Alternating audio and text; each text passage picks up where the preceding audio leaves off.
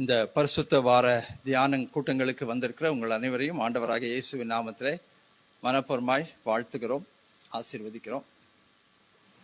தேவன் தாமே உங்களோடு ஒவ்வொருவரோடும் இருந்து இந்த நாளின் தியானத்தை உங்களுக்கு ஆசீர்வாதமாக மாற்றி தருவாராக. எழுந்து நிற்கக்கூடியவர்கள் நம்ம எழுந்து நிற்போம். இயேசுவே கல்வாரியில் என்னை வைத்துக் கொள்ளுமேன், பாவம் போக்கும் இரத்தமாம் திவ்ய ஊற்றை காட்டுமேன். மீட்பரே மீட்பரே எந்த மேன்மை நீரே, விண்ணில் வாழும் அளவும் நன்மை செய்குவீரே. இயேசுவே கல்வாரியில் என்னை வைத்துக் கொள்ளும், பாவம் போக்கும் இரத்தமாம் திவ்ய ஊற்றை காட்டும். மீட்பரே மீட்பரே எந்தன் மேன்மை நீரே, விண்ணில் வாழும் அளவும் நன்மை செய்குவீரே.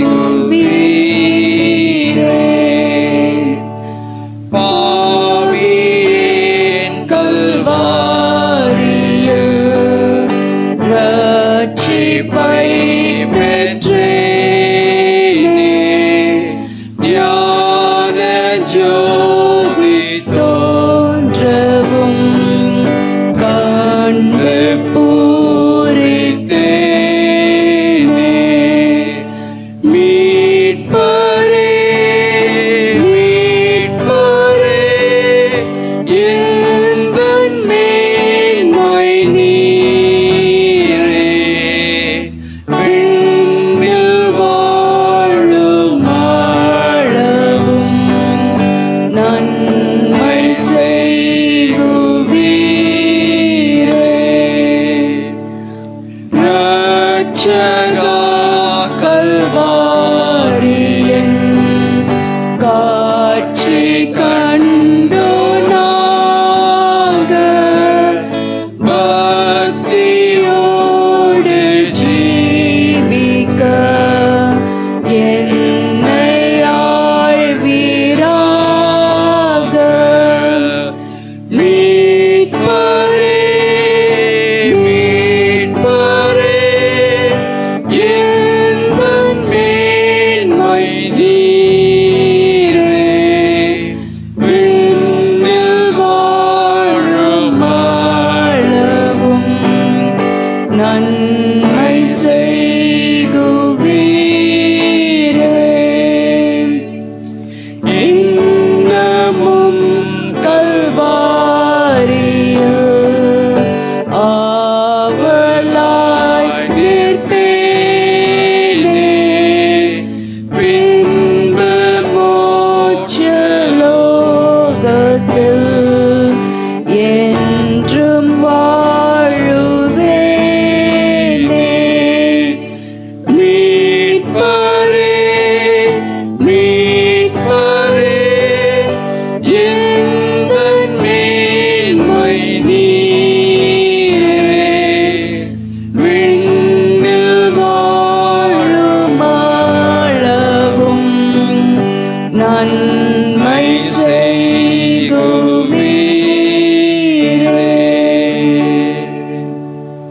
உலகத்திலே அநேக காரியங்களை குறித்து நாம் மேன்மை பாராட்டுகிறோம். நம்முடைய படிப்பை குறித்து மேன்மை பாராட்டுகிறோம், நம்முடைய குடும்பத்தை குறித்து மேன்மை பாராட்டுகிறோம், நம்முடைய வருமானத்தை குறித்து மேன்மை பாராட்டுகிறோம், நம்முடைய சொத்துரிமைகளை குறித்து மேன்மை பாராட்டுகிறோம், நம்முடைய ஜாதியை குறித்தும் கூட சில நேரத்தில் நம்ம மேன்மை பாராட்டுகிறோம். ஆனால் இவைகள் எல்லாம் இந்த பூலோகத்தோடு அழிந்து போகக்கூடியவைகள். இந்த பூலோகத்தோடு எல்லாம் முடிந்துவிடும். அதனால தான் பக்தன் எழுதியிருக்கிறார், மீட்பரே மீட்பரே நீர்தான் என்னுடைய மேன்மை, இந்த மண்ணிலும் சரி இந்த விண்ணிலும் சரி வாழும் அளவும் நீர் ஒருவர் தான் எனக்கு நன்மை செய்கிறவர். உம்மை குறித்து நான் மேன்மை பாராட்டுவேன், உம்முடைய அன்பை குறித்து மேன்மை பாராட்டுவேன், உம்முடைய தியாகத்தை குறித்து நான் மேன்மை பாராட்டுவேன் என்று சொல்லி இந்த பாடலை எழுதியிருக்கிறார். இயேசுவே கல்வாரியிலே நீர் என்னை வைத்துக் கொள்ளும். நாம் இருக்க நினைக்கிற இடங்களை எல்லாம் கொஞ்சம் யோசித்து பார்க்கலாமா? நம்ம மனசுல என்னென்ன எண்ணங்கள் இருக்கிறது, விருப்பங்கள் இருக்கிறது, நான் எங்கே இருக்க விரும்புகிறேன், என்னுடைய நினைவிலே நான் எங்கே இருந்தால் என் வாழ்க்கைக்கு நல்லா இருக்கும், சந்தோஷமாக இருக்கும், மன நிறைவாக இருக்கும், எங்கே இருந்தால் திருப்திகரமாக இருக்கும், எங்கே நான் இருந்தால் எல்லாவற்றையும் நான் பெற்றுக்கொள்ள முடியும், இப்படிப்பட்ட எண்ணங்களோடு கூட நம்ம இருக்கிறோம். திருமணமாகி இன்னொரு வீட்டுக்கு போகிற அந்த மகள் நினைக்கிறாள், என் தாயின் வீட்டிலே நான் இருந்திருந்தால் எவ்வளவு நல்லா இருக்கும் என்று. அதே போல இந்த தேசத்தை விட்டு வெளி தேசங்களுக்கு போகிறவர்கள் நினைக்கிறார்கள். விசேஷமாக இப்படிப்பட்ட நாட்களில், போராட்டங்கள் இருக்கிற நாட்களில், இப்பொழுது கல்ஃப் பிரச்சனைகள் நடந்து கொண்டிருக்கிறது. அவங்க என்ன நினைக்கிறாங்க, என்னுடைய தாய் நாட்டிலேயே நான் இருந்திருக்கலாமே, அங்கேயே நான் இருந்திருக்கலாமே. ஒவ்வொருவருக்குமே நாம் எங்கே இருக்க விருப்பப்படுகிறோம் என்கின்ற அந்த ஒரு மனவாஞ்சை இருக்கிறது. ஆனால் பக்தன் எழுதுகிறார், இயேசுவே கல்வாரியில் என்னை வைத்துக் கொள்ளும், பாவம் போக்கும் இரத்தமாம் திவ்ய ஊற்றை காட்டும், நீர் ஒருவர் தான் என்னுடைய மேன்மை, நீர் ஒருவர் தான் நான் புகழ்ந்து பேசுவது, நீர் ஒருவர் தான் நான் எதிர்பார்க்கிற எதிர்பார்ப்பு. அப்படிப்பட்ட ஒரு உன்னதமான எதிர்பார்ப்போடு கூட தான் இன்றைக்கு இந்த பாடலை நாம் பாடியிருக்கிறோம். இன்னும் ஒரு முறை அந்த முதல் சரணத்தையும் பல்லவியையும் நம்ம பாடலாம்.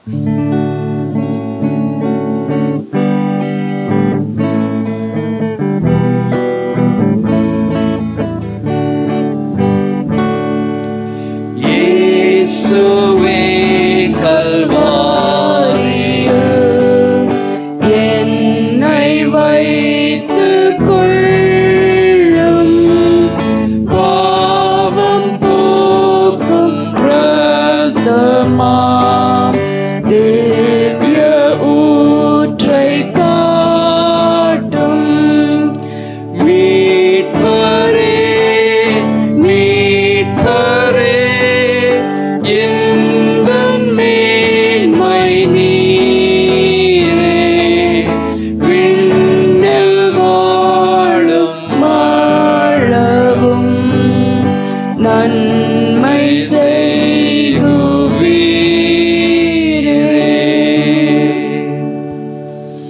நம்முடைய மேன்மையும் நம்முடைய உயர்வும் நம்முடைய சிறப்பான ஸ்தானமும் அந்த ஆண்டவருடைய பிரசன்னமாய் இருந்தால் அது நமக்கு மிகவும் ஆசீர்வாதமாய் இருக்கும். நான் தொங்கி இருக்கிற வேண்டிய இடத்துல என்னுடைய நாதர் எனக்காக தொங்கினார். நான் ரத்தம் சிந்த வேண்டிய இடத்துல எனக்காக என் நாதர் ரத்தம் சிந்தினார். நான் அடிப்பட வேண்டிய இடத்துல எனக்காக என்னுடைய நாதர் அடிபட்டார். என் பாவங்களை நான் சுமந்து அந்த பாவத்துக்காக மரித்திருக்க வேண்டிய இடத்துல என்னுடைய ஆத்மநேசர் எனக்காக ஜீவனை கொடுத்தார். அதனால் என்னுடைய சிந்தை அந்த கல்வாரியிலே இருக்கும். அந்த எண்ணம் எப்பொழுதும் அந்த கல்வாரியின் மீது இருக்கும். என்னுடைய மேன்மையும் உயர்வும் சிறப்பும் எப்பொழுதுமே அந்த கல்வாரியை சார்ந்ததாகவே இருக்கும். அப்படிப்பட்ட வாழ்க்கையை வாழ்கிறவர்கள் பாக்கியவான்கள். கனமும் மகிமையும் துதியும் ஸ்தோத்திரமும் மாட்சிமே வல்லமையும் புகழ்ச்சியும் இன்றும் என்றும் சதா காலங்களிலும் அந்த சிலுவை நாதர் ஒருவருக்கே. ஆமேன். இந்த வாரம் முழுவதுமே இயேசு கிறிஸ்து எருசலேமின் வீதிகளிலே ராஜாதி ராஜாவாக மகிமைப்பட்டு அவர் நேராக தேவாலயத்துக்கு போய் தேவாலயத்தை சுத்திகரித்ததை நாம் நேற்றைய தினம் வரைக்கும் பார்த்தோம். என்னுடைய வீடு ஜெப வீடு என்னப்படும், இதை நீங்களோ கள்ளர் குகையாக்கினீர்கள் என்று அவர் அங்கே தேவாலயத்தை வியாபார ஸ்தலமாக மாற்றினவர்களை பார்த்து சொன்னார். இயேசு கிறிஸ்து பவனி வரும்போது ஓசன்னா என்று சொல்லி அழைத்தார்கள். தாவீதின் குமாரனுக்கு ஓசன்னா. கர்த்தரின் நாமத்தினாலே வந்தவரும் வருகிறவருமானவர் ஸ்தோத்திரிக்கப்படத்தக்கவர், உன்னதத்திலே ஓசன்னா என்று ஜனங்கள் ஆர்ப்பரித்தார்கள். ஓசன்னா என்ற வார்த்தைக்கு அர்த்தம் ராஜாவே எங்களை காப்பாற்றுவீராக. ஆங்கிலத்திலே மே த கிங் சேவ் அஸ். ஆகவே அந்த ஜனங்கள் இயேசுவை ராஜாதி ராஜாவாக அங்கே மகிமைப்படுத்தினார்கள். ஆனால் அவர்கள் நினைத்தது என்னவென்றால், அவர் நேராக பிலாத்துவினுடைய அரண்மனைக்கு போவார், அல்லது ரோம சாம்ராஜ்யத்தை வீழ்த்தும்படி ராயனோடு நேரடியாக போரிடுவார். தேவாலயத்துக்கு அவர் போவார் என்றோ தேவாலயத்தை சுத்திகரிப்பாரோ என்று யாருமே எதிர்பார்க்கவில்லை. ஆனால் ஆண்டவராகிய இயேசு தேவன் அவர் நேரடியாக அவர் தேவாலயத்துக்கு போனார். ஏனென்றால் தேவாலயத்தில் வியாபாரம் நடந்து கொண்டிருந்தது. பொருட்களை விற்கிறது, பலிக்கு ஜனங்கள் வந்து ஆடுகளை வாங்குகிறது, பலிக்கான பொருட்களை வாங்குகிறது. அப்படி அங்கே நிறைய வியாபாரம் நடந்து கொண்டிருந்தது. அந்த வியாபாரத்தினுடைய லாபத்தின் ஒரு பங்கு அந்த தேவாலயத்தை நடத்தி கொண்டிருக்கிறவர்களுக்கு போனது. இதெல்லாம் அவர் ஏற்கனவே அறிந்து வைத்திருந்தார். அதனால தான் அவர் தேவாலயத்துக்குள்ளே போய் சாட்டையை எடுத்து அந்த சாட்டையை சுழற்றி அந்த வியாபாரம் செய்கிறவர்களை வெளியிலே அனுப்பிவிட்டு அவர் சொன்ன அழகான ஒரு வார்த்தை என்னவென்றால், இது எல்லாருக்கும் ஒரு ஜெப வீடா இருக்கிறது, ஆனால் நீங்களோ இதை கள்ளர் குகையாக்கினீர்கள். அந்த தேவாலயத்தை அவர் சுத்திகரித்தார். அதற்கு பிறகு அவர் மறுபடியுமாக அவர் பெத்தானியாவுக்கு வந்து விட்டார். அடுத்த நாள் காலையில் மறுபடியும் அவர் தேவாலயத்துக்கு போகிறார். அந்த பவனி போன நாளிலிருந்து அனுதினம் அவர் தேவாலயத்துக்கு போய் அவர் உபதேசித்தார் என்று சொல்லி நம்ம பார்க்கிறோம். இது அந்த திங்கட்கிழமை நடந்த அந்த காரியம். காலையிலே அவர் நகரத்துக்கு திரும்பி வந்தார். நகரம் என்பது எருசலேம் நகரம். எருசலேம் நகரத்துக்கு திரும்பி வந்தார். அவருக்கு பசி உண்டாயிற்று. அப்பொழுது வழி அருகே ஒரு அத்திமரத்தை கண்டார். அதனிடத்திற்கு போய் அதன் இலைகளை அன்றி வேறொன்றும் காணாமல் அவர் ஒரு ஏமாற்றத்துக்குள் கடந்து போகிறார். இது கொஞ்சம் ஆச்சரியமாகத்தான் இருக்கிறது. வானத்தையும் பூமியையும் படைத்தவர் அவர் இப்பொழுது தேவகுமாரனாக அல்ல, படைத்த கர்த்தராக அல்ல, மனுஷகுமாரனாகத்தான் இந்த சிலுவைக்கு போகிறார். மனுஷருடைய பாவத்துக்கு தம் ரத்தத்தை சிந்தும்படிதான் அவர் புறப்பட்டு போகிறார். ஆகவே நம்மை போலவே அவருக்கு பசி உண்டாயிற்று. இதைத்தான் நம்ம அந்த 40 நாள் உபவாசத்துக்கு பிறகும் நாம் பார்க்கிறோம். அவர் பசியா இருக்கும்போது தான் சாத்தான் அவரிடத்துல என்ன சொல்கிறான் என்றால், நீ தேவகுமாரனாக இருந்தா இந்த கல்லுகள் அப்பங்களாகும்படி சொல்லும் என்று சோதிக்கிறதை நம்ம பார்க்க முடிகிறது. இப்பொழுது அவருக்கு பசி உண்டாகிறது. அப்பொழுது பக்கத்தில் இருக்கிற ஒரு அத்தி மரத்தை அவர் காண்கிறார். அந்த அத்திமரம் அப்பொழுது பழம் கொடுக்கிற காலமாய் இல்லாமல் இருக்கிறது என்றும் பரிசுத்த வேதாகமம் சொல்லுகிறது. ஸோ அது பக்கம் போய் பார்க்கும்போது கனி இல்லாத அந்த வேளையில் என்ன செய்கிறார் என்றால், அவர் அந்த அத்திமரத்தை பார்த்து சொல்லுகிறார், இனி உன்னிடத்தில் கனி உண்டாகாமல் இருப்பதாக. இது நமக்கு ஒருவேளை ஒரு நியாயமான ஒரு வார்த்தையாக தோன்றாமல் இருக்கலாம். ஏனென்றால் கனி இல்லாத நேரத்தில், ஒரு கனி வராத ஒரு நேரத்தில் மரத்தண்டையில் போய் எப்படி கனியை எதிர்பார்க்க முடியும்? அது நியாயமான ஒரு வார்த்தையாக நமக்கு தோன்றுவதில்லை. ஆனால் இஸ்ரவேல் தேசத்தில் இருக்கிற அத்தி மரத்தை குறித்து நாம் தெளிவாக அறிந்து கொள்ள வேண்டிய ஒரு உண்மை என்னவென்றால், அந்த மரத்திலே கனிகள் வருவதற்கு முன்பாகவே ஒரு 2-3 மாதங்களுக்கு முன்பாகவே கொப்புக்கள் வந்திருக்க வேண்டும். அந்த கொப்புக்கள் சின்ன ஒரு ப்ளம் மாதிரி இருக்கும். அந்த கொப்புக்களை அவர்கள் எடுத்து சாப்பிடுவார்கள். அது ருசியாக இருக்கும். அந்த கொப்பு அந்த 3 மாதத்துக்கு முன்னால் வரலன்னா அதற்கு பிறகு அந்த மரத்திலே கனி வராது என்பதுதான் விஞ்ஞான உண்மை, விஞ்ஞான ரீதியான உண்மை. இப்போ ஆண்டவர் அவங்க போய் பார்க்கும்போது அந்த மரத்தில் அந்த கொப்புக்களே இல்லை. அந்த கொப்புக்கள் இல்லாததுனால இனி அந்த மரத்திலே கனி வராது என்பதை அவர் அறிந்திருந்தார். அதனால இனி உன்னிடத்திலே கனி உண்டாகாது என்று அவர் சொல்லுகிறார். மாலை வேளையில் அவர் திரும்பி வரும்போது சீஷர்களும் பார்க்கிறார்கள், அந்த அத்தி மரம் பட்டு போயிற்று. இதிலிருந்து நாம் கற்றுக்கொள்கிற சத்தியம் என்னவென்றால், ஆண்டவர் நம்மை கனி கொடுக்கும்படி உருவாக்கி படைத்து அவருடைய நாமம் தரித்து வைத்திருக்கிறார். கனி கொடுப்பதில் நாம் உண்மையாகவே வைராக்கியம் உள்ளவர்களாய் காணப்பட வேண்டும் என்று அவர்கள் விரும்புகிறார். இப்போ நம்ம வாழ்க்கையில் கனி என்று சொன்னால் என்ன கனி, என்ன விதமான கனியை அவர் எதிர்பார்க்கிறார்? யோவான் 15வது அதிகாரத்தில் இதை குறித்து ரொம்ப தெளிவாய் சொல்லுகிறார். யோவான் 15வது அதிகாரம் 150வது பக்கம், தமிழ் பைபிளில் 150வது பக்கம், 150வது பக்கம், யோவான் 15வது அதிகாரம் 1வது வசனத்திலிருந்து பார்ப்போம். நான் மெய்யான திராட்சை செடி, என் பிதா திராட்சை தோட்டக்காரர்.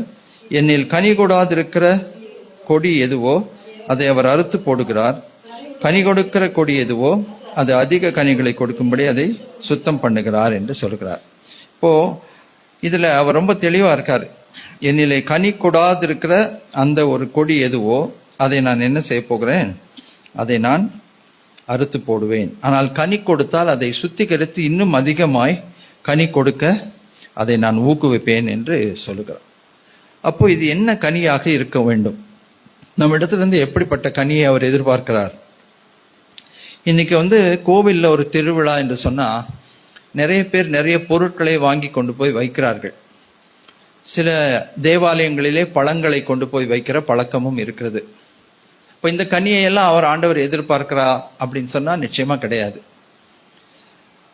காணிக்கைகளையும் தசம பாகங்களையும் சபையினுடைய உபயோகத்திற்காகத்தான் சபை எதிர்பார்க்கிறதை ஒழிய, நான் கர்த்தருக்கு காணிக்கை கொடுக்கிறேன் என்று சொல்லி நாம் காணிக்கை கொடுக்கும்போது அது கர்த்தருக்காக கர்த்தருடைய நாமத்திலே கொடுக்கிறோம், ஆனால் கர்த்தருக்கு கொடுக்கறது இல்லை. ஏனென்றால் ஆண்டவர் என்ன சொல்றாரு என்றால், நான் வானத்தையும் பூமியை உண்டாக்கினவன், நான் பசியா இருந்தா கூட உங்ககிட்ட நான் சொல்ல மாட்டேன்னு சொல்றாரு. அதனால ஆண்டவர் காணிக்கைகளை நீங்கள் கொண்டு வந்து கொடுங்கள், நீங்கள் பழங்களை கொண்டு வந்து கொடுங்கள், பொருட்களை கொண்டு வந்து கொடுங்கள், உங்கள் நகையை கொண்டு வந்து நீங்கள் காணிக்கையாக போடுங்கள்னு பைபிள்ல எந்த இடத்துலையுமே சொல்லலை. அவர் எதை எதிர்பார்க்கிறார் என்றால் நம்முடைய இதயத்தை எதிர்பார்க்கிறார், நம்முடைய அன்பை காணிக்கையாக எதிர்பார்க்கிறார். நாம் அவர் மீது அன்பு வைக்க வேண்டும் என்று அவர் விரும்புகிறார். ஏனென்றால் அவர் நம் மீது அப்படிப்பட்ட அன்பை வைத்திருக்கிறார். ஒரு அன்பைத்தான் எதிர்பார்க்கும், அந்த அன்பைத்தான் வைக்க வேண்டும் என்று அவர் விரும்புகிறார். அப்படி என்றால் என்ன விதமான ஒரு கனியை ஆண்டவர் எதிர்பார்க்கிறார்? அதை நம்ம எங்க பார்க்கிறோம்னா கலாத்தியர் 5வது அதிகாரத்துல நம்ம பார்க்கிறோம். இந்த கனியை கொடுக்கிற விசுவாசிகள் உண்மையாகவே ஆசீர்வதிக்கப்பட்டவர்கள், பாக்கியவான்கள் என்று நம்ம பார்க்கிறோம். கலாத்தியர் 5வது அதிகாரம் 262வது பக்கம், 262, 262வது பக்கம். கலாத்தியர் 5வது அதிகாரம் 22வது வசனத்திலிருந்து நம்ம வாசிப்போம். எல்லாரும் சத்தமா வாசிப்போம். கலாத்தியர் 5வது அதிகாரம் 22வது வசனம். ஆவியின் கனியோ அன்பு, சந்தோஷம், சமாதானம், நீடிய பொறுமை, தயவு, நற்குணம், விசுவாசம், சாந்தம், இச்சையடக்கம், இப்படிப்பட்டவைகளுக்கு விரோதமான பிரமாணம் இல்லை. கிறிஸ்துவினுடையவர்கள் தங்கள் மாம்சத்தையும் தங்கள் ஆசை இச்சைகளையும் சிலுவையில் அறைந்திருக்கிறார்கள் என்று சொல்கிறார். ரொம்ப அழகா இருக்கு. ஆவியின் கனி, கனிகள்னு பன்மையில சொல்லப்படலை, அதை நல்லா கவனிச்சுக்கணும். நம்ம இங்க ஆவியின் கனிகளோ அப்படின்னு சொல்லப்படலை, ஆவியின் கனியோ, அந்த ஒரு கனியினுடைய அத்தனை தன்மைகளும் இங்கே சொல்லப்பட்டிருக்கிறது. ஆனா ஆவியின் வரங்களை குறித்து 1 கொரிந்தியர் 12வது அதிகாரத்துல சொல்லும்போது வரங்கள் என்று பன்மையிலே சொல்லுகிறார். சோ இதை நம்ம கன்ஃபியூஸ் ஆகக்கூடாது. வரங்கள் என்று வரும்போது பன்மை, ஆனா கனி என்று வரும்போது கனிகள் கிடையாது, கனி. அந்த ஒரு கனியின் தன்மை தான் இவ்வளவுமே. ஏன்னா ஒன்னு இருந்து ஒன்னு இல்லாம போனா அந்த கனி முழுமையாக இருக்காது. ஆவியின் கனியோ, இன்னொரு தடவை வாசிப்போம். ஆவியின் கனியோ அன்பு, சந்தோஷம், சமாதானம், நீடிய பொறுமை, தயவு, நற்குணம், விசுவாசம், சாந்தம், இச்சையடக்கம், இப்படிப்பட்டவைகளுக்கு விரோதமான பிரமாணம் ஒன்றும் இல்லை. இப்படிப்பட்ட காரியங்களைத்தான் ஆண்டவர் நம்மிடத்திலே எதிர்பார்க்கிறார். காணிக்கை கொடுக்கிறது சுலபம், நகையை கழட்டி போடுறது சுலபம், அப்புறம் நம்ம அலகு குத்துறது சுலபம், தரையில உருள்றது சுலபம், ரத்தத்தை கூட கொடுப்பது சுலபம் என்று தான் நம்ம சொல்ல முடியும். ஆனா இந்த கனியை ஆண்டவருக்காக நாம் கொடுப்பது, இதற்கு ரொம்ப நம்ம வாழ்க்கையில ஒரு பிரயாசம் வேண்டும், ஒரு முயற்சி வேண்டும், ஒரு தீர்மானம் வேண்டும். கண்டிப்பாக இதுல ஒரு கமிட்மெண்ட் இல்லாம இதை நம்ம செய்யவே முடியாது. இந்த தபசு நாட்கள்ல, ஒடுக்கத்தின் நாட்கள்ல, விசேஷமாக இந்த பரிசுத்த வாரத்தை தியானிக்கிற நாம் அதிகமாக ஆண்டவர்கிட்ட நாம் இதற்காக நம்ம ஜெபம் பண்ணுவோம். ஆண்டவரே, இந்த ஆவியின் கனியின் தன்மைகளால அதிகமா என்னை நீங்க நிரப்புங்க. இப்ப இந்த லிஸ்ட்ல நீங்க பாத்தீங்கன்னா ஒவ்வொன்றையுமே நான் உங்களுக்கு சொல்றேன். அன்பு, இன்றைக்கு அன்பு உலகத்துல தணிந்து கொண்டு வருகிறது. அது நம்ம எல்லாருக்குமே தெரியும். முன்னெல்லாம் பாத்தீங்கன்னாக்கா 4 குடும்பங்கள் 5 குடும்பங்கள் ஒரே வீட்டுல இருப்பாங்க. அவங்க பிள்ளைக்கு இவங்க ட்ரெஸ் பண்ணி முடி சீவி ஸ்கூல்ல கொண்டு போய் விட்டு வருவாங்க. இந்த பிள்ளைங்களுக்கு அவங்க சாப்பாடு ஊட்டி விடுவாங்க. கூட்டு குடும்பங்கள் ரொம்ப அதிகமா இருந்த காலங்கள் தெரியும். இங்க இருக்க வாலிப பிள்ளைகளுக்கு அது ரொம்ப தெரியாது. ஆனா கொஞ்சம் 50 வயசுக்கு மேல இருக்கவங்களுக்கு தெரியும். கூட்டு குடும்பங்கள் இருந்தது. ஒருத்தர் மேல ஒருத்தர் அந்த அன்பு இருக்கும், அந்த பரிவு இருக்கும், கரிசனை இருக்கும். ஜென்யூனாக இருக்கும் அது. ஆனால் இப்போ என்ன ஆயிடுச்சுன்னு கேட்டிங்கன்னா, எல்லாருமே தனியாக வாழ விரும்புகிறார்கள். நான், என்னுடைய குடும்பம், என் பிள்ளைங்க, அப்படி ஏதாவது ஃபங்க்ஷனுக்கு போவோம், இருப்போம், 2 நாள் செலவு பண்ணுவோம், வந்துடுவோம். அந்த மாதிரி மனிதனே ரொம்ப இப்போ தனித்துவமாக மாறிவிட்டான். அந்த செல்ஃபிஷ்னஸ் வந்துருச்சு, சுயம் வந்துருச்சு மனுஷனுக்குள்ள. நான், எனக்கு. இன்னைக்கு 4 பிள்ளைகள் ஒரு குடும்பத்தில் இருந்தால் நீங்கள் அந்த அப்பா அம்மாவுக்கு இருக்கிற சொத்து பார்த்தீங்கன்னா, ஒரு பையன் இல்லைனா ஒரு மகன் வந்து தான் எடுத்துகிட்டு போகணும்னு நினைக்கிறான். மற்ற 3 பேருக்கும் அந்த சொத்து கிடைக்கக்கூடாதுன்றதுல ரொம்ப ஸ்ட்ராங்காக இருக்காங்க.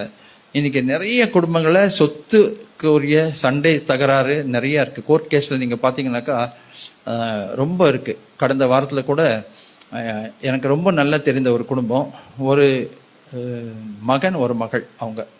அவங்க அம்மா வந்து எப்பவுமே பைபிள் ஸ்டடிக்கு வந்துட்டு இருப்பாங்க. அவங்க அப்பா இறந்துட்டாங்க. அதுக்கப்புறம் அம்மா உயிரோடு இருந்தபோது இந்த பையன் என்ன பண்ணுறான்னா, அம்மா கிட்ட அடிக்கடி போய் கையெழுத்து வாங்குறான். எதுக்குன்னு சொல்றது இல்லை, கையெழுத்து போடுங்க. மகனை நம்பி அம்மாவும் நிறைய கையெழுத்து போட்டுட்டாங்க. கடைசியில் நீங்கள் பார்த்தீங்கன்னாக்கா, ஒரு ஃபேமிலி ப்ராப்பர்ட்டியை 2 அண்ணனுக்கும் தங்கச்சிக்கும் வர வேண்டிய அந்த ஃபேமிலி ப்ராப்பர்ட்டியை அவன் தன் பேரில் ரெஜிஸ்டர் பண்ணிட்டான். அவன் ஒருத்தன் தான் பிள்ளை, வேற பிள்ளைகளே இல்லைன்றத அவன் வந்து அவங்க அம்மாவுடைய கையெழுத்தில் வச்சு அதை ப்ரெசன்ட் பண்ணி அவன் போய் ரெஜிஸ்டர் பண்ணிட்டான். இப்போ அந்த விஷயம் வந்து இவங்களுக்கு தெரிய வந்தபோது இவங்க தங்கச்சி வீட்டில் கோர்ட்டில் கேஸ் போட்டிருக்காங்க. இதெல்லாம் இன்னைக்கு மனுஷன் வந்து வர வர ரொம்ப தன்னலமாயிட்டு கொண்டு வருகிறான். நானே, என்னுடைய காரியம் எனக்கு, நான் வேற யாருக்கும் போய் நான் எதையும் செய்ய மாட்டேன், ஒரு வட்டம் போட்டு கொண்டு வாழ்ந்து கொண்டிருக்கிற மக்களை நம்ம இன்னைக்கு அதிகமாக நம்ம பார்க்க முடிகிறது. ஆனால் ஆண்டவருடைய பிள்ளைகளாக இருக்கிற நமக்கு இருக்கிற ஒரு பெரிய சோதனை என்னன்னாக்கா, ஆண்டவருடைய முதல் கட்டளை வந்து, உன் தேவனாகிய கர்த்தரை நீ வந்து உன்னுடைய முழு பலத்தோடும், முழு ஆத்மாவோடும், முழு பலத்தோடும், முழு ஆத்மாவோடும், முழு சிந்தையோடும் நீ அன்பு கூறுவாயாக. அப்புறம் என்ன சொல்றாரு, அடுத்த கற்பனை வந்து புதிய ஏற்பாட்டு 2வது கற்பனை, உன்னை நீ நேசிப்பது போல பிறனை நேசிப்பாயாக. நம்ம இப்போ முதல் கற்பனை பண்ணிடுவோம் நம்ம, அது நமக்கு கொஞ்சம் ஈஸியா இருக்கும். ஏன்னா அது வந்து கடவுளை சார்ந்தது, ஆண்டவரை சார்ந்தது. ஆனா 2வது கற்பனை, உன்னை நேசிப்பது போல நீ பிறனை நேசிக்க முடியுமா? அது வந்து வாசிப்பதற்கு நல்லா இருக்கும், பேசுறதுக்கும் நல்லா இருக்கும். ஆனா அனுபவம் என்று வரும்போது நம்ம அதை செய்ய முடியுமா? என்ன நேசிக்கிற மாதிரி நான் மற்றவங்களை நேசிக்க முடியுமா அப்படின்னு. அதற்கு தான் ஒருத்தர் என்ன சொன்னார்னாக்கா, பழைய ஏற்பாட்டுடைய 10 கற்பனைகள் என்னை எதிலே கொண்டு போய் விட்டது என்றால், என்னை குருடனாகவும் பல்லில்லாதவனாகவும் விட்டுவிட்டது. புதிய ஏற்பாட்டு கற்பனை வந்து என்னை எல்லாவற்றையும் இழக்க செய்து விட்டது அப்படின்னு சொல்லுவாரு. ஏன்னா நம்ம அப்படி வாழ்ந்தோம்னா கண்டிப்பா எல்லாவற்றையும் நம்ம இழக்க வேண்டியது அவசியமாய் இருக்கும். ஸோ அது ஒரு சவாலான வாழ்க்கை தான். ஸோ எங்கெல்லாமே நம்ம தியாகம் பண்ண முடியுமோ, எங்கெல்லாம் நம்ம அன்பு செலுத்த முடியுமோ, எங்கெல்லாம் எதிர்பாராமல் ஒரு மாறு உத்தரவு எதிர்பாராம, ரிட்டர்ன் எதிர்பாராம எங்கெல்லாம் நாம் அன்பு செலுத்த முடியுமோ அதெல்லாம் நம்ம செலுத்தணும். அன்பை செலுத்துவதற்கான நிறைய பகுதிகள் வந்து பரிசுத்த வேதாகமத்தில் இருக்கிறது. அதில் ரொம்ப முக்கியமான ஒரு பகுதி நீங்கள் பார்த்தீங்கன்னாக்கா, 1 கொரிந்தியர் 13வது அதிகாரம் இல்லையா, என்னுடைய சரீரத்தை நான் சுட்டெரிக்க கொடுத்தான் கூட அன்பு எனக்கு இராவிட்டால் ஒன்றுமில்லை என்று சொல்லுகிறதை நம்ம பார்க்க முடிகிறது. ஸோ அன்பு ரொம்ப முக்கியம். அடுத்தது வந்து சந்தோஷம். சந்தோஷம்னா கர்த்தருக்குள் சந்தோஷம். சமாதானம் என்று சொன்னா கர்த்தருக்குள் சமாதானம். நீடிய பொறுமை, பொறுமைன்னு சொல்லல, நீடிய பொறுமை. பொறுமைக்கே இன்னும் ஒரு அடிஷ்னல் ஒரு லெவல், நீடிய பொறுமை. அப்புறம் தயவு, நற்குணம். நற்குணம் இன்னைக்கு ரொம்ப குறைஞ்சிட்டு வருது. ஏன்னா இன்னைக்கு வந்து நிறைய எக்ஸ்போஷர் இருக்கு. நற்குணத்தை எடுத்து போடுகிற எக்ஸ்போஷர், கெட்ட குணத்தை கொடுக்குற எக்ஸ்போஷர் நிறைய இருக்கு. அதுக்கு பிறகு விசுவாசம். இந்த விசுவாசம் நீங்க பாத்தீங்கன்னா இந்த கனியின் பட்டியலிலும் வருகிறது, அப்புறம் ஆவியினுடைய வரங்களுடைய பட்டியலிலும் வருகிறத நம்ம பார்க்க முடிகிறது. அப்புறம் சாந்தம். சாந்தமும் அப்படிதான். இன்னைக்கு இருக்கிற நிறைய விஷயங்கள் வந்து சாந்தம்ன்றது வந்து ரொம்ப கம்மியாயிட்டே வருது. இச்சை அடக்கம். இப்படிப்பட்டவைகளுக்கு விரோதமான பிரமாணம் ஒன்றுமில்லை என்று சொல்லி நம்ம பார்க்கிறோம். அப்புறம் கிறிஸ்துவினுடையவர்கள் தங்கள் மாம்சத்தையும் அதன் ஆசை இச்சைகளையும் சிலுவையில் அறைந்திருக்கிறார்கள். நம் ஆவினாலே பிழைத்திருந்தால் ஆவிக்கேற்றபடி நடக்கவும் கடவோம் என்று சொல்லுகிறார். இதே அதிகாரத்தில் நீங்க பார்த்தீங்கன்னாக்கா 24வது வசனம் பாருங்க. கலாத்தியர் 5வது அதிகாரம் 24வது வசனம் சேர்ந்து வாசிப்போமா? உன்னிடத்தில் நீ அன்பு கூறுவது போல பிறனிடத்திலும் அன்பு கூறுவாயாக என்ற இந்த ஒரே வார்த்தையிலே நியாயப்பிரமாணம் முழுவதும் நிறைவேறும். அதனால நம்ம என்ன பண்ணணும்னாக்கா, அதுக்கு முந்தின வசனத்தை வாசிங்க, 13வது வசனம். சகோதரரே, நீங்கள் சுயாதீனத்திற்கு அழைக்கப்பட்டீர்கள். இந்த சுயாதீனத்தை நீங்கள் மாம்சத்துக்கு ஏதுவாக அனுசரியாமல் அன்பினாலே ஒருவருக்கொருவர் ஊழியம் செய்யுங்கள். அன்பினாலே ஒருவருக்கொருவர் ஊழியம் செய்யுங்கள். இதுதான் சபை. இந்த சபையில எதிர்பார்க்கிற அந்த காரியம் என்னன்னா, அன்பினாலே ஒருவருக்கொருவர் நம்ம ஊழியம் செய்ய வேண்டும். இது வெறும் பாஸ்டருக்கும் கமிட்டிக்கும் இல்லை வர்ஷிப் டீமுக்கும் இருக்கிற ஒரு கட்டளை இல்லை. இது சபையில் இருக்க அத்தனை பேருக்கும் இருக்கிற ஒரு கட்டளையாக இருக்கிறது. அன்பினாலே ஒருவருக்கொருவர் ஊழியம் செய்யுங்கள். ஆனால் பொதுவாக சபையில் என்ன நடக்க தெரியுங்களா? நிறைய பேர் என்ன சொல்லுவாங்கன்னா, நான் சபைக்கு போவேன், நேராக போய் உட்காருவேன், எல்லாரும் எந்திரிக்கும் போது எந்திரிப்பேன், எல்லாரும் உட்காரும்போது திரும்பி உட்காருவேன், அப்புறம் முடித்த உடனே நான் வந்துடுவேன். அப்போ அது சபை கிடையாது. அது ஏதோ ஒரு கூட்டத்துக்கு போயிட்டு வர மாதிரி தான், ஒரு தியேட்டருக்கு போயிட்டு வர மாதிரி தான். ஆனால் சபை என்று சொன்னால் என்னன்னாக்கா, சபையிலே நான் இருந்து கவனித்து பார்ப்பேன், என்ன செய்யலாம், எதை எடுத்து வைக்கலாம், எதை பெருக்கி சுத்தம் பண்ணலாம், மற்றவர்களுக்கு என்ன தேவை இருக்கிற தண்ணி வேணுமா இதை எடுத்து கொடுக்கலாம். இந்த சிந்தை இருக்கிறவர்கள் ஒன்றாக இருக்கிற இடம் தான் சபை. அதைத்தான் வலியுறுத்தி சொல்கிறார். அதனால இந்த தபசு நாட்களில், ஒடுக்கத்தின் நாட்களில் ஆண்டவரை இன்னும் அதிகமாக உம்முடைய அன்பினாலே நிரப்பப்பட்டு நான் ஊழியம் செய்வதற்கு என்னை எடுத்து பயன்படுத்தும் என்கின்ற அந்த தியாகத்தோடு கூட நாம் இந்த நாட்களை நாம் சிந்தையோடு கூட செலவு பண்ணுவதற்கு தேவன் நமக்கு கிருபை அருள்வாராக. ஆண்டவராகிய இயேசு கிறிஸ்து எப்படி சேவை செய்தாரா? அவர் இந்த உலகத்தின் மீட்பராக இருந்த போதிலும் கூட, அவர் தேவகுமாரனாக மனுஷகுமாரனாக இருந்த போதிலும் கூட, அவர் நமக்காக, கர்த்தருடைய வார்த்தை சொல்லுகிறது, அவர் தன்னுடைய மகிமையை துறந்து அவர் இந்த உலகத்திற்குள், பாழும் உலகத்திற்குள் அவர் மனுஷ கோலமானார். அப்புறம் கர்த்தருடைய வார்த்தை ரொம்ப ஷாக்கிங்கான வார்த்தை என்னன்னாக்கா, அவர் நமக்காக அடிமை கோலம் எடுத்தார். அதுதான் வியாழக்கிழமை நம்ம எல்லாரும் கால்களை கழுவி அதை நம்ம திரும்பவும் ஞாபகப்படுத்திக் கொள்ள போகிறோம். ஆண்டவரும் இரட்சகருமாக இருக்கிற நானே உங்கள் கால்களை கழுவினால் நீங்கள் ஒருவரை அப்படி நீங்கள் உங்களை கனம் பண்ண வேண்டும் என்று அதை முன்மாதிரியாக ஆண்டவர் காண்பித்திருக்கிறார். அப்போ அவரே குரு ரபி, அவரே நம்முடைய கால்களை கழுவினார் என்று சொன்னார். அப்போ நாம் எவ்வளவு தாழ்மையோடு மற்றவருக்கு சேவை செய்ய நம்மை ஒப்பு கொடுக்க வேண்டும் என்பதையும் இந்த பகுதியின் மூலமாக நம்ம தெளிவாக புரிந்து கொள்கிறோம். அப்படிப்பட்ட கிருபையை தேவன் நமக்கு தந்தருள்வாராக.